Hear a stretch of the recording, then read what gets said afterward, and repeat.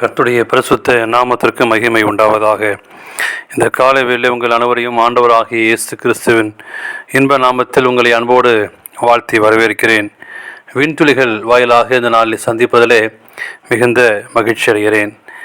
இந்த நாளிலே ஒரு அற்புதமான எலன் டிப்பனார் என்னும் பெண்ணுடைய ஒரு அற்புதமான ஒரு சாட்சி நாம் கேட்க இருக்கிறோம். எலன் டிப்பனார் என்னும் பெண்மணி தென் ஆப்பிரிக்காவை சேர்ந்தவர்.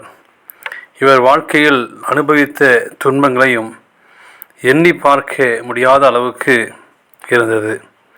ஒரு நாள் கல்லில் சிறு வலி ஏற்பட்டு சோதிக்க சென்ற இடத்தில் தாதி பெண் கண் மருத்துவத்தை மருந்தை விடுவதற்கு பதிலாக அமிலம் ஒன்றை விட்டதில் கண் பார்வையை முழுவதும் இழந்தார். சிறிது நாட்கள் கழித்து காலில் ஏற்பட்ட ஒரு பிரச்சனை காலை வெட்டி எடுக்க வேண்டிய நிலைக்கு தள்ளியது. அதோடு அவர்களுடைய பிரச்சனை விட்டுவிடவில்லை. திடீரென்று தொழுநோய்க்குரிய அடையாளங்கள் காணப்பட்டு தொழுநோய் மருத்துவமனையில் அந்த பெண்மணி சேர்க்கப்பட்டார்.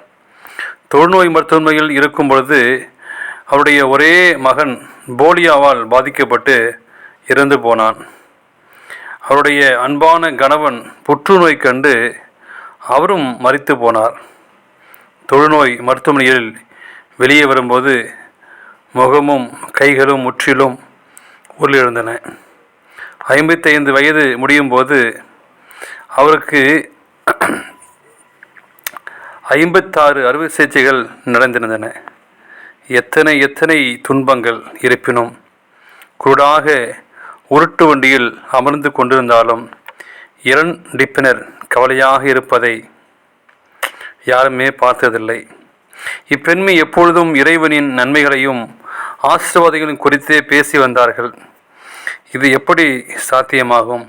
தேவனுக்கு பிரியமான பிள்ளைகளே, இப்படி எப்பொழுதும் சந்தோஷமாகவே இருக்க முடிந்தது என்று அவளிடம் கேட்டதற்கு அவள் சொன்ன ஒரே பதில், இறைமகன் இயேசு உங்கள் உள்ளத்தில் வாசம் செய்யும்போது கவலை என்ற வார்த்தைக்கு அங்கு இடமில்லை என்று சொன்னார்களாம். இயேசுவானவர்கள் நம் உள்ளத்தில் வாசம் செய்யும்போது துன்பத்திலும் மத்தியிலும் கஷ்டத்திலும் மத்தியிலும் வேதனை மத்தியிலும் நிச்சயமாகவே நாம் சந்தோஷமாக இருக்க முடியும். இதை கேட்டுக்கொண்டு அருமையான விசுவாச பிள்ளைகளே, எத்தனை கஷ்டங்கள்! கணவன் மரித்து போனார், சிறு மகன் மரித்து போனார், கண்களிலே அமிலம் பட்டு பார்க்க முடியாத சூழ்நிலை, தொழுநோய் வந்த சூழ்நிலை மத்தியிலும் எப்படி அந்த தேவனை அவ்வளோ விசுவாசமாக நம்பிக்கையாக சந்தோஷமாய் அவரால் வாழ முடிந்தது என்று பார்க்கும்போது மிகவும் ஆச்சரியமாக இருக்குது அல்லவா?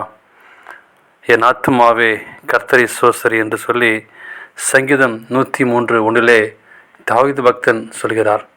அப்படியாக நீங்கள் நன்மாக ஆண்டவரை சோத்தரிக்க வேண்டும்.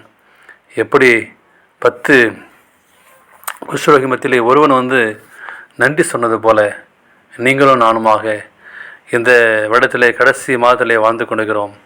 எத்தனை இன்னல்கள், எத்தனை கஷ்டங்கள் நம்மளை வாட்டியிருக்கலாம். ஆனால் ஆண்டவருக்கு நன்றி சொல்ல வேண்டும். சிறு கஷ்டங்கள் வந்தாலும் கூட நாம் கவலையுற்று கண்ணீருடையவர்கள் எலன் டிப்பனரை நினைத்து கொள்ள வேண்டும். உங்களுடைய வாழ்க்கையிலையும் என்னுடைய வாழ்க்கையிலையும் அந்த அப்படியேப்பட்ட பெண்மணி உங்களுக்கும் எனக்கும் ஒரு சாட்சியாக வாழத்தக்க கிருபை செய்வாராக. தேவன் தாமே உங்களை ஆசீர்வதிப்பாராக. ஆமேன்.